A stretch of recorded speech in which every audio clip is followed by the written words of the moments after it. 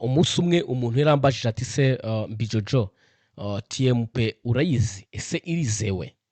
Uyu munsi nshaka kubaganiriza kuri iyi TMP kuko ikigaragara abantu benshi cyane ntabwo bari bumva ibi bintu cyangwa bino bikorwa. Twavuye kuri Forever tujya kuri STT, tujya kuri izindi platform zitandukanye, tujya kuri marketing, tujya kuri iyi TMP, ariko abantu ntabwo bari babyumva neza, ku buryo hari n'ababijyamo batumva neza ibyo ari byo.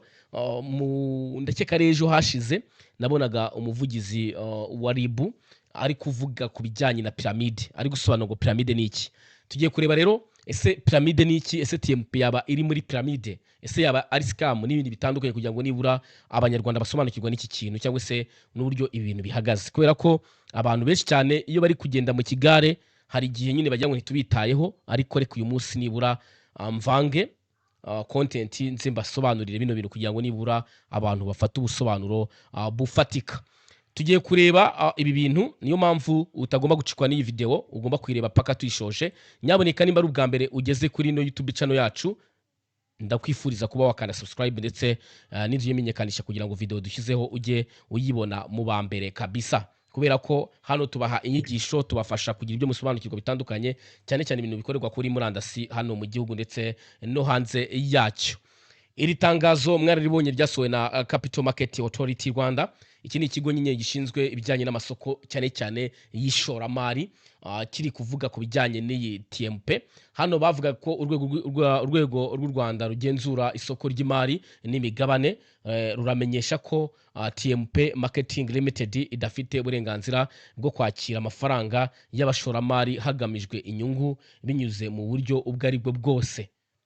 Iyi Capital Market Authority iramenyesha kandi ko TMP Marketing Limited idafite uruhushya rutangwa na Capital Market Authority cyangwa Banki Nkuru y'u Rwanda BNR rwo gukora ibikorwa nk'ibi. Ibikorwa by'imari bitangwa n'ibi bigo bibiri, ni BNR ndetse na Capital Market Authority, nibyo bitanga izi permit zo kugira ngo ukore ibikorwa bijyanye no gucuruza amafaranga.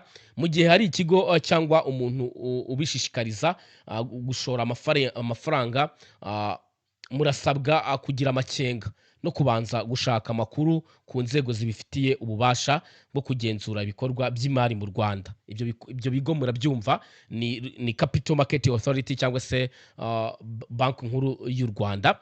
Ikindi ku bindi bisobanuro mwahamagara urwego rw'u Rwanda rugenzura isoko ry'imari n'imigabane, ni ya Capital Market Authority, kuri nimero ikurikira, mukatwandikira no kuri mail info@cma.rawa cyangwa mugasura urubuga rwa Capital Market Authority ari rwo www.cma.rawa ndetse n'imbuga nkoranyambaga zayo.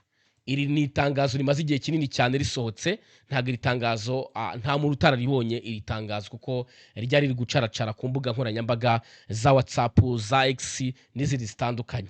Tugiye kureba rero ese iyi TMP yaba nayo iri muri scam, ese TMP yaba ikora icyo twita piramide, ese TMP yaba iri mu byo twita Ponzi scheme. Ese Ponzi scheme ni ibiki? Nyaboneka ntucikwe no gukomeza gukirana iki kiganiro, kubera ko urasobanukirwa akantu kandi kazatuma udashobora kuba wahomba amafaranga yawe. Benshi bagiye bakira amalinki ameze gutya kugira ngo ube umunyamuryango wa TMP. Iyi company rero bayitaga ngo TMP Marketing Limited, ni company yaje ibwira abantu ko bashobora gushora imari zabo bakajya bungukirwa ku munsi, cyane cyane bakoze ibyo bita amatask. Niko ikitwa STT nacyo cyagiye gikora kiza guhagarara. Ibi byose rero hari ibimenyetso runaka ugomba kureba kugira ngo nibura ube washora imari yawe mu bigo bihagaze gutya. First of all, cyangwa ikintu cya mbere no kubanza kureba ngo se amafaranga yanjye afite umutekano. Ese ibi bigo hari business cyangwa se hari product bicuruza umuntu ashobora kuvuga ngo ngenda acuruza bagatuma bamuhaye amafaranga n'ibindi bitandukanye. Nimba ikigo kidafite product cyangwa se kidafite icyo gicuruza kikahubwa ngo kizaguhemba, wumva ayo mafaranga kizaguhemba azajya avahe? Ntago bamamariza kuri product bacuruza nibura ngo uvuge ngo uzabwa izo market izo product. Mwagiye mwumva Alliance ni Global Motion. Alliance buriya ntago bayifata nka ponzi scheme cyangwa se nka pyramide, kubera ko yo izikoresha za produit bajya babaha mucuruza ngo z'ibyayi n'ibindi bitandukanye babaha mucuruza. Ziriya product nizo zituma usanga kampani yabo idahagarara, kubera ko igaragaza ziriya product. Ariko umuzaza atakwereka product we biranagoye cyane, kuko amafaranga guhemba wakibaza aho ayakura. Tugiye gusobanukirwa rero akantu ko kandi, ni ukuvuga ngo iyo tuvuze ponzi scheme, ni uburyo bwashyizweho n'umugabo bita Ponzi, yabonaga nyine ubushobozi cyangwa gukora business cyangwa kwinjiza imari bigoye, creating a business yise Ponzi, ariyo bita Ponzi scheme. Ni uburyo umuntu creatinga platform, iyo platform noneho akabwira abantu ko bashobora gushoramo amafaranga akabungukira. Uwa mbere arashora, yamaze gushora rero bamuhemba ku bamukurikiye. Ni ukuvuga ngo mwarabyumvishe umuvugizi wa RIB hano mu Rwanda yavugaga ngo iyo dufite ikintu bita pyramide, amafaranga muhembwa abambere bisaba ngo hinjira abandi bantu 6. Bivuze ngo 6 bafata ku mafaranga yabo akajya muri company, andi mafaranga mukayahembwa. Ndakeka ikintu muri kucyumva. Abambere nibo bahembwa, noneho babandi 6 nabo basabwa kuzana abandi 3 cyangwa 3 nabo bahembwa igice cy'ababandi na company igasigana amafaranga. Iyo rero business ko nibihagaze, first of all ibigomba kuzahagarara, kubera ko urumva ibyo ntago byaramba. Niki gituma rero iyi business ihagarara? First of all, ikintu gituma iyi business ihagarara cyangwa se izi gahunda zihagarara, ni ukubera ko amafaranga y'investingwa n'abantu binjiye muri business bashobora guhagarara kwinjira, amafaranga nayo ntiyinjire. Urumva ni new register cyangwa se the participant cyangwa se abayoboke bashyashya binjiye muri business cyangwa binjiye muri cya gikorwa, nibo bishyura amafaranga ahemba abinjiye mbere. Ubwo nibahagarara kwinjira, urumva n'amafaranga azagira ate, azahagarara kwinjira. Ubwo n'uwinjizaga nyine ntabwo yabona amafaranga atinjije. Icyo ni ikintu cyambere kiranga Ponzi scheme cyangwa se ibyo twita amapiramide. Piramide rero itandukanye n'ibyo twita cryptocurrency.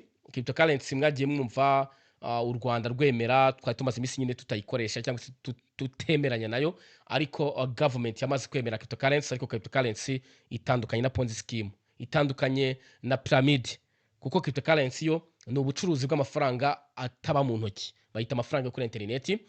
Tugira nyine amacoin, tukagira Ethereum, tukagira za Bitcoin n'andi macoin menshi cyane.